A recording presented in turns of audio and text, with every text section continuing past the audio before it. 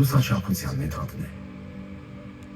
Սա նշանակում է, որ մենք չափում ենք, թե որքան է թուլանում աստղի լույսը, երբ էկզոմոնրակն անցնում է նրա դիմացով։ Ճիշտ է։ Այդ մեթոդը նաև թույլ է տալիս չափել էկզոմոնրակի շարավիղը, և մենք կարող ենք հաշվարկել, թե որքան մեծ է այն։ Այն ժամանակը, որ էկզոմոնրակը պտտվում է աստղի և նրանք բոլորը պտտվում են մեկ աստղի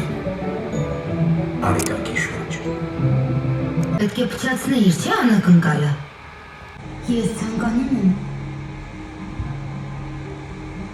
Արագ, երազանք պահեք։ Ցանկանում եմ, որ այս օրերը կրկնենք։ Ես ցանկանում եմ, որ այլևս